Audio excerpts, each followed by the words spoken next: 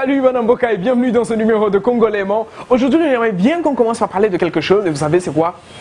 Cette pratique qui commence à devenir courante chez nous, le kidnapping et les arrestations arbitraires des gens. Je me demande, si vous avez soif de jouer à la Jack Bauer, vous voulez prouver que vous savez kidnapper les gens, pourquoi vous n'allez pas le faire avec les FDLR qui tuent des gens ici dans le territoire de Lubero? Pourquoi vous n'allez pas jouer à votre Jack Bauer avec les ADF Nalu qui tuent les gens à Beni? Maintenant, quand un service qui se respecte, digne de ce nom, commence aussi à se livrer à de telles pratiques, je me demande, c'est quoi la différence entre vous et les FDLR qui kidnappent, entre vous et les ADF Nalu qui kidnappent aussi des gens? C'est quoi la différence, quoi?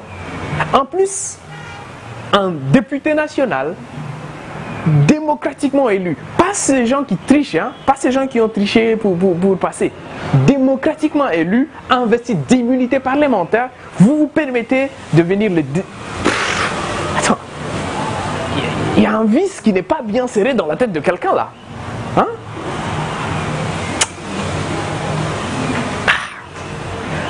Il n'y a pas que ça, il y a aussi des activistes de la lucha par exemple, des citoyens simples. Ils n'ont rien, à part juste des papiers où ils ont écrit des messages pour dire « Nous demandons le respect de la Constitution, le respect des droits humains. » Et eux aussi, il faut venir les kidnapper. Attends, vous n'avez qu'à appeler quelqu'un gentiment. Vous dites « Nous avons des questions à vous poser. » Il va venir, il va répondre. Vous n'êtes pas obligé d'agir comme des voyous comme ça. Non, excusez-moi, mais je ne veux plus en parler. Je ne veux plus en parler en tout cas. Et si Kotobe Talisolo est journée morte. Vous savez, le mardi 16, c'était décrété journée morte à Kinshasa et dans beaucoup d'autres villes du pays. C'était une journée clairement réussie, mais nos frères de l'autre côté, vous comprenez bien ce que je veux dire, nos frères de l'autre côté, eux, ils ont nié même ce qu'ils voyaient. Beaucoup d'entre eux même ne sont pas partis au bureau ces jours-là, ils ne sont pas partis au travail, leurs enfants ne sont pas partis à l'école, mais ils vous disent « Ah ben tout est normal, la ville est normale ». Il faut voir maintenant quelles photos ils vont publier sur les réseaux sociaux pour dire « Il y a des activités à Kinshasa ». C'est la photo, je ne sais pas de quel village ils ont pris. J'ai dit « Attends là, quand vous voulez nous parler de la modernité, de la révolution de la modernité, vous nous montrez des photos du boulevard, voilà ». Montrez-nous aussi ces photos-là où il y a des gens en train d'évacuer normalement leurs occupations. Comme ça, on sait que, voilà, la ville morte a échoué. Aussi, une autre question. Vous dites que ça a échoué. Ok. Pourquoi alors s'acharner contre les commerçants dans l'ex-Katanga? Pourquoi fermer leurs boutiques et les obliger à payer une amende? Pourquoi si c'est une journée qui a échoué? Voilà.